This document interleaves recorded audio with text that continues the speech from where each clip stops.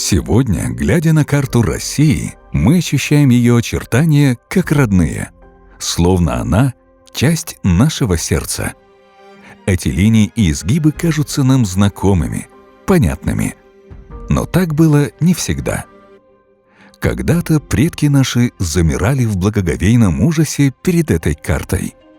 За величественным Уралом, за каменным поясом простиралась пугающая пустота, полная тайн. Там, по древним преданиям, обитали Василиски, а люди ходили с кожей, покрытой чешуей. На старых картах, словно проклятие, мерцала надпись «Великая Тартария». Земля, окутанная мифами. Земля, где ужас соседствовал с невиданными сокровищами. Мы встаем на путь. В путешествие, где неизвестность стала нашим главным сокровищем. В край, где суровый климат и несметные богатства переплетаются с легендами. В край, где каждый шаг – открытие. В Национальном центре России открылась выставка «Уроки географии». Масштабный проект, рассказывающий о том, как формировалась карта нашей необъятной страны. Через великие события, сражения и открытия мы прослеживаем путь нашей Родины сквозь века. Мы отправляемся в путешествие сквозь эпохи и расстояния, чтобы сделать 8 шагов по карте России. Второй шаг – освоение Сибири. За каменным поясом, где кончалась привычная земля, согласно преданиям, жила чуть белоглазая. Невысокий народ со светлыми глазами, знавший цену железу и собиравший несметные сокровища. Но когда перед ними выросла белая береза, символ нового мира и новой веры, чуть не пожелала покоряться. Вместо битвы они ушли под землю, обрушив за собой своды пещер. Так народ-мастер превратился в дивьих людей. Надо сказать, что первые известия о далеких северных землях еще встречаются у древнегреческих писателей. Например, Углеродот пишет о неких горах на севере, за которыми живут люди, некоторые из них плешивые, некоторые с козлиными бородками. То есть такие достаточно фантастические герои. Многие исследователи склонны были здесь видеть как Уральские горы, так и Тянь-Шаньский хребет. В познании Северной Азии продвинулись арабские писатели и историки средних веков. Да, но для них земля эта называлась землей мрака. То есть абсолютно неизвестная земля, и какие народы здесь населяют эту землю, мало известно, и обрастало это различными мифами. Например, касается островов Северо-Ледовитого океана. Первый остров, который подписан на карте, вроде все там хорошо. Остров Соловецкий, на нем монастырь. Это реалия, действительно. Дальше смотрим. Полночь, земля темная. Тоже какая-то реальная характеристика, потому что, понятно, это полярная ночь. Дальше уже начинается мифология. Видимо, это уже где-то в районе Новой Земли, куда мало кто доходил. Царство Конское. Горы великие стеклянные, живут горбатые змеи великие. И последнее зачитаю, там много таких интересных характеристик. Остров живут на нем змеи лица девичьи, змеевик крылатый, а зовимы Василиски. Более того, даже сейчас, в 21 веке, мифология отнюдь не ушла из нашего сознания, она по-прежнему сохраняется. Сибирью русские называли все земли, которые лежат за Уралом, или, как тогда говорили, за камнем. То есть это не только современная Сибирь, но и Дальний Восток, и Забайкалье, и так далее, так далее, так далее. То есть вся Северная Азия. Эту огромную территорию площадью более 10 миллионов квадратных километров на тот момент населяло порядка 250 тысяч человек. Это было довольно много народов, но в основном они все жили, примерно у них начался разрушаться первобытно-общинный строй. Единственные народы, которые имели какую-то государственную структуру, это были так называемые сибирские татары. Но пока русские первопроходцы делали свои первые шаги за камень, европейские географы рисовали Сибирь по слухам и догадкам. На их картах эта земля дышала холодом и ужасом. Здесь, среди пустоты белых пятен, рождалась легенда о Великой Тартарии, таинственной стране, которую европейцы боязливо называли «адовой землей». Она занимала 3/4 неизведанного пространства. Там, где современный взгляд видит тайгу и тундру, миф становился географией, а география – проклятием. С течением времени, когда европейские путешественники, которые пребывали в российском государстве, в первую очередь в его европейской части, да, они от русских узнавали уже чуть больше о Сибири. Например, такой один из самых известных, Эрик Пальмквист, он и вовсе в 1674 году умудрился выкупить у какого-то русского карту Сибири, ну и заодно еще карту Каспийского моря, при этом сам никогда там он и не был. Многие, наверное, знают такой великолепный труд Николаса Вицина «Северная и Восточная Тартария», да, вот еще одно название, каким называли вот эту территорию европейцы, Тартария, Татария, потому что одним из таких основных этносов Сибири, ну, по крайней мере, в южной ее части, были именно различные тюркские народы. И что касается Тартарии, это очень любопытный момент. Это как раз вот та мифологическая страна, которая более 6 веков жила в умах европейцев. Она началась с момента нашествия монгольских войск в Европу, и европейцы воспринимали это как наказание Господне. Наверное, нам так и было. И дожила практически до середины XIX века этот миф. Что такое Тартария? Перевод, совсем простой перевод. Адова страна. И на какую страну ложится этот образ, можно понять, если посмотреть на карту Дженкинса. 4/5 территории, кстати, она называется Россия, Московия и Тартария. Московия занимает здесь в этой, наверное, четверть, самое большое пространство, а 3/4 занимает адовая часть России. Вот. Это вся южная половина европейской России, вся Сибирь, Урал – это все Тартария. Даже при попытках составить действительно такую вот научную с точки зрения того времени карту, да, мы можем взять Сигизмунда Герберштейна, у него, например, река Иртыш, да, она вытекает из некого китайского озера. Ну, то есть понятно, что с точки зрения современной географии это неверно, но вот представления европейцев, они были вот такие.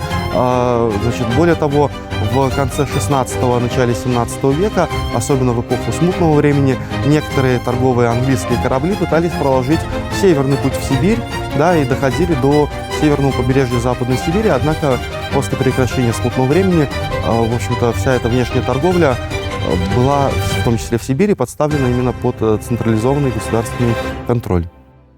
Но за всей этой таинственностью скрывалась суровая правда. Наши предки не были чужаками за камнем. За столетия до царских указов и карт Ремезова по студенным морям ходили поморы. Они знали, где мерзлая земля встречается с вечной мерзлотой, где морж оставляет свою драгоценную кость, а соболь — след, уходящий за горизонт. Именно они, потомки новгородской вольницы, построили первый русский город за полярным кругом — легендарную Мангазею. Ее называли «златокипящей». Не потому, что там текло золото. Там плыла пушнина, которая в московской казне стоила дороже любого металла. Так еще до Ермака Сибирь начала дышать русским дыханием. Сибирское ханство – осколок Золотой Орды. Русские территориями Сибири познакомились, с одной стороны, гораздо раньше того, о чем вы спрашиваете. Сначала появились так называемые поморы, которые селились на берегах моря. Сначала это было Белое море, потом все дальше и дальше это было уже Студенное море, то есть Баренцево. Уже в 14-15 веке уже ходили в Сибирь, только ходили через север. Почему через север? Через Арктические воды. Юг был занят. Осколки Золотой Орды, вот удобные простые дороги, да, они были заняты. То есть барьеры на пути освоить. Второй фактор экономический. К 17 веку соболь, основной богатство и ценность пушная на севере и в Сибири, на русском севере был выбит. И поэтому, соответственно, естественно, сначала потянулись поморы, которые лучше знают ситуацию в Западную Сибирь. В самом начале 17 века, в 1601 году, там был основан первый русский город Мангазея, первый за полярным кругом. И мангазейский соболь, как писали У него был настолько длинный мех, что, как, ну, может быть, опять небольшое преувеличение, во-первых, красивый черный мех, и он прям, как бы писали, волочился по земле. Люди в поисках наживы, так скажем, уходили все дальше и дальше. В первую очередь интересовала пушнина, второе – это заморная кость. У моржей существует моржовое кладбище, то есть морж состарился, он уходит умирать в определенное место. Те поморы находили вот эти вот моржовое кладбище, там в изобилии была эта кость, которая ценилась не меньше, чем слоновая в Европе. Экономический фактор тоже сработал и сыграл свою роль, безусловно. И кто-то из моих коллег, географ, да, по-моему, Борисович Радаман, написал очень хорошо, что Россия в погоне за Соболем вытянулась далеко на восток. Хороший образ. Освоение Сибири – это не только походы, а строгий иесак. Одна из главных страниц этой эпопеи – поход, который изменил все. Мы исследуем, как горстка казаков под началом атамана Ермака Тимофеевича перешагнула через легенды и вошла в историю. Ну, как в середине XVI века у нас Золотая Орда прекратила свое существование, разбившись на осколки, и эти осколки по очереди Московское царство стало забирать себе. Ну, сначала взяли Казань, потом Астрахань. По сути, вплотную подошли к Уральским горам, то есть к камню. Пределы Московского царства выросли многократно. Периметр охранять было очень сложно, потому что людей не хватало. И тогда из этого стали выходить тем, чтобы людям, которые населяют пограничье, им давали огромные преференции. Там, допустим, такая вот семья, как Строгановы.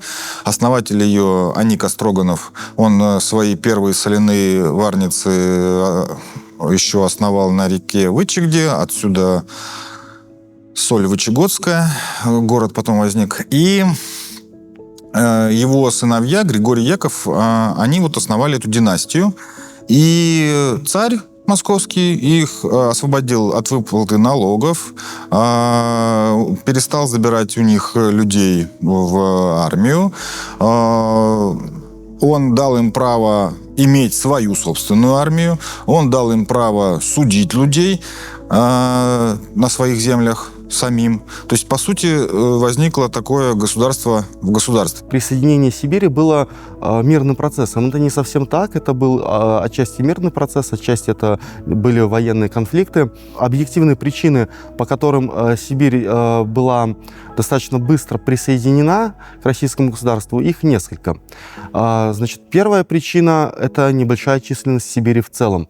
Вот представьте себе, если российское государство в 17 веке, европейская часть, это примерно 5-6 миллионов человек, да, и территория это, в общем-то, где-то примерно в 2 раза меньше, чем Сибирь и Дальний Восток, да, то вот население вот этих территорий, которые вот составляют сейчас Сибирь и Дальний Восток, в концу XVI века составляло порядка 200-220 тысяч человек. Это просто очень маленькая плотность населения для такой огромной территории. Это раз. Второй момент. На территории Сибири в целом практически не было государственных образований. В узком смысле государственным образованием может считаться Сибирское ханство, осколок, да, бывшей империи Чингисхана, которая возглавлялась ханом Кучумом. На службу к Строгановым был принят атаман Ермак и 540 казаков. И так как они уже начали торговать на Оби, и сибирские татары этому мешали, вернее, сначала там правил хан Едигер, который был данником московского царя, но его сместил, скажем так, незаконно хан Кучум, который дань выплачивать перестал.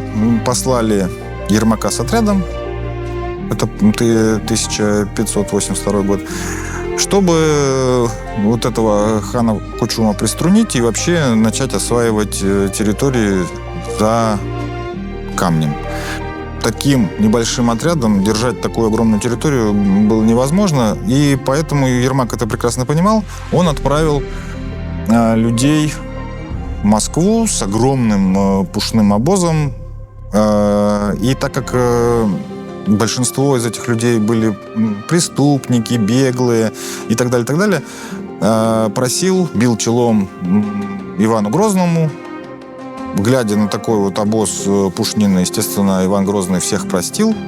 Ермаку тоже дал предписание явиться в Москву за дальнейшими поручениями. И вообще стало понятно, что вот эти вот огромные пространства с неисчислимыми богатствами нужно осваивать. Все это вроде бы намечалось, но неожиданная смерть Ивана Грозного соответственно, весной 1584 года, она спутала все карты. Русские достаточно быстро прошли Сибирь и уже в 1640-е годы оказались на побережье Охотского моря. То есть, мы помним, что поход начинался в 1580-х, да, первые походы казачества. Но я бы разделял все-таки такие моменты, как проникновение, да, прохождение Сибири и инкорпорация. Инкорпорация на самом деле заняла достаточно долгое время. И на протяжении всего и конца 16 века, и 17 века, так или иначе, российское казачество, оно сталкивалось с рядом враждебных племен. Но подчеркну, что в отличие от, например, западных стран, Сибирь нельзя назвать колонией России. Государственные институты России, российского государства были перенесены в Сибирь, это раз. Во-вторых, российское государство никогда не ставило целью уничтожения коренных народов Сибири. Причина этому очень проста, и, в общем-то, вы ее уже коснулись. Это как раз-таки сбор пушного промысла. То есть российское государство было заинтересовано в том, чтобы сохранить достаточно большое количество местного населения, которое могло платить ЕСАК, то есть налог в виде пушнины. Пушнина в 17 веке – это от 10 до 30% поступления в государственную казну. Конечно, государство было заинтересовано в том, чтобы пересоединить эти территории и взимать налоги с местного населения, допуская определенную автономию внутри этих родовых объединений, которые были. Наверное, первое нужно во главу угла поставить пассионарность. То есть русские того времени, и особенно поморы, потому что именно они шли во главе землепроходцев, но это и понятно почему, потому что для них сибирские земли и земли русского севера – это то же самое. И поэтому опыт их освоения русского севера, Поморья, да, он пригодился Сибири сразу, потому что те же плохие климатические условия, те же плохие почвы, они чувствуют себя как рыба в воде. Из 90, наверное, я как-то посчитал, 90% землепроходцев с 16 века, они все выходцы с русского севера. И государство это делало сознательно, понимая, что они там лучше всего закрепятся, лучше. Так и случилось. Продвижение русских в Северной Азии происходило с чудовищной, невероятной быстротой. Понятно, что отчасти это можно объяснить наличием густой речной сети, то, что мы называем великими сибирскими реками. Это было абсолютно неизвестное пространство с очень сложным климатом, в том плане, что он резко континентальный, то есть летом очень жарко, там плюс 40, зимой очень холодно, минус 50. Например, Демид Сафонов по прозвищу Пянда. Пянда — это его прозвище из-за широкого охотничьего пояса.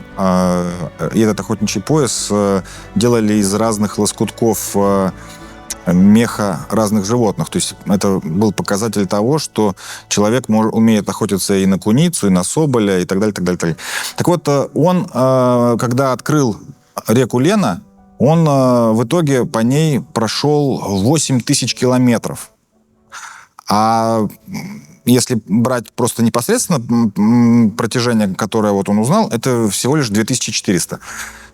Это никто и никогда за всю историю человечества таким быстрым освоением такой огромной территории, с таким сложным рельефом и с таким непростым климатом похвастаться не может. Проходили десятилетия. Казаки и землепроходцы наносили на грубые чертежи реки, волоки, городища. Но настоящий лик Сибири впервые сложился в единую картину только в конце XVII века. Ее создал человек, которого называют первым сибирским картографом – Семен Ульянович Ремезов. Она сыграла роль и для картографии, поскольку это великолепный эстетический продукт, с одной стороны. С другой стороны, это управленческий содержательный продукт, очень важный, да, поскольку она первой задавала целостность огромного региона под названием Сибирь. Семен Ульянович Ремезов, конечно, это выдающийся человек, потому что им было создано 3 таких достаточно огромных труда.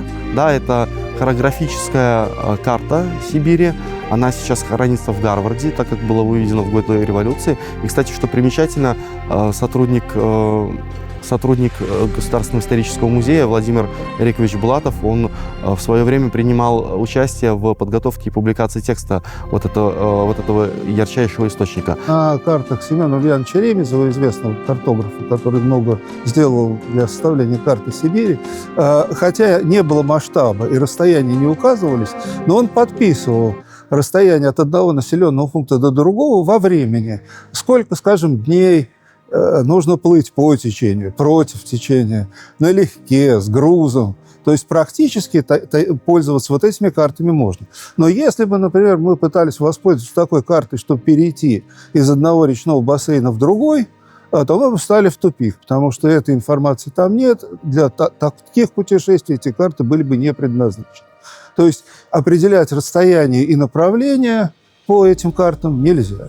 В заслугу Ремезова можно еще поставить создание иллюстрированной летописи, которая так и носит такое название «Ремезовская летопись». Она освещает события от присоединения Сибири конца XVI века и до периода жизни Ремезова, это вторая половина XVII века.